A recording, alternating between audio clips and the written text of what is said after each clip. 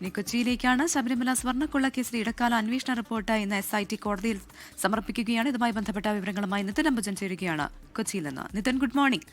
പ്രധാനമായും ശാസ്ത്രീയ പരിശോധനാ ഫലം ഉൾപ്പെടെ ഇന്ന് കോടതിയിൽ ഹാജരാക്കും SIT എന്നാണ് മനസ്സിലാക്കുന്നത്. എപ്പോഴായിരിക്കും ഇതുമായി ബന്ധപ്പെട്ട നടപടിക്രമങ്ങൾ?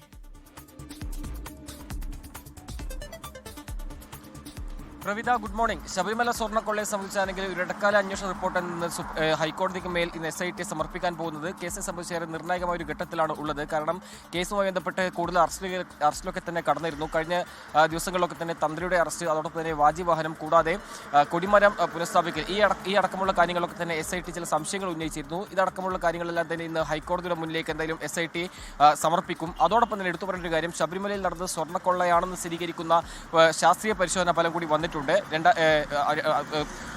കേസിലെ ഒന്നാം പ്രതിയായ ഉണ്ണികൃഷ്ണൻ പോറ്റി ഇതിൽ കൊണ്ടുപോയും തിരികെച്ചുമായ ദ്വാരപാലക ശില്പങ്ങളിൽ സ്വർണം കുറവാണെന്ന ഈ റിപ്പോർട്ടാണ് ഇന്നിപ്പോൾ ഹൈക്കോടതിക്ക് മുന്നിലെത്തുന്നത്. സ്വാഭാവികമായിട്ടും ഈ റിപ്പോർട്ട് സംബന്ധിച്ച് ഏറെ നിർണായകമായൊരു കാര്യമാണ് എന്തായാലും ഹൈക്കോടതിക്ക് മുന്നിലെത്തുന്നത്. ഈ ഹൈക്കോടതി റിപ്പോർട്ട് പരിശോധിച്ച് എന്താണ് ഈ ഹൈക്കോടതി പുറപ്പെടുവിക്കുന്ന ഉത്തരവ് കേസിനെ സംബന്ധിച്ച് ഏറെ നിർണായകമായൊരു കാര്യമായിരിക്കും. പ്രത്യേകിച്ചും ഈ അന്വേഷണം വ്യാപിക്കേണ്ട ഒരു സാഹചര്യം ഉണ്ടാകും, കൂടുതൽ അറസ്റ്റിലേക്ക് പോകേണ്ട ഒരു സാഹചര്യം ഉണ്ടാകും. ഇതടക്കമുള്ള കാര്യങ്ങളൊക്കെ തന്നെ ഇന്നത്തെ റിപ്പോർട്ട് നിർണായകമാണ്. ഇന്നലെ തന്നെ ഈ ശാസ്ത്രീയ പരിശോധനാ ഫലം റിപ്പോർട്ട് അത് കൊല്ലം വിജിലൻസ് കോടതിക്ക് കൈമാറിയിരുന്നു. അതിനുശേഷം പിന്നീട് SITക്ക് കൈമാറുന്ന സാഹചര്യമുണ്ട്. ഈ റിപ്പോർട്ടാണ് ഇന്നിപ്പോൾ ഹൈക്കോടതിക്ക് മുന്നിലെത്തുന്നത്. എന്തായാലും ഹൈക്കോടതി ഈ റിപ്പോർട്ടിന്മേൽ എന്ത് നടപടിയെടുക്കും എന്നത് കേസിനെ സംബന്ധിച്ച് ഏറെ നിർണായകമായ ഒരു ഘട്ടമാണ്. കാരണം തന്ത്രിയുടെ അറസ്റ്റ് അടക്കമുള്ള കാര്യങ്ങളുണ്ട്.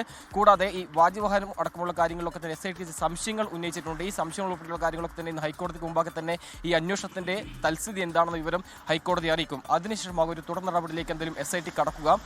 അതോടൊപ്പം നേരത്തെ സൂചിപ്പിച്ച പോലെ തന്നെ SIT ഇത് 4ാം തവണയാണ് റിപ്പോർട്ട് സമർപ്പിക്കുന്നത്. 3 തവണ റിപ്പോർട്ട് സമർപ്പിച്ച ശേഷം പിന്നീട് ഹൈക്കോടതി പുറപ്പെട്ട ഉത്തരവ് കേസിന് നിർണായകമായിരുന്നു. അടച്ചിട്ട മുറിയിലായിരിക്കും കോടതി നടപടി ഉണ്ടാവുക. രാവിലെ 10:15 തന്നെ SIT റിപ്പോർട്ട് സമർപ്പിക്കും. അതിനുശേഷം കോടതിയുടെ ഉത്തരവ് വരുമ്പോഴാണ് ഈ കേസ് സംബന്ധിച്ച് ഏറെ നിർണായകമായ എന്ത് സാഹചര്യമാണ് നിലവിലുള്ളതെന്ന് വ്യക്തമാവുകയുള്ളൂ.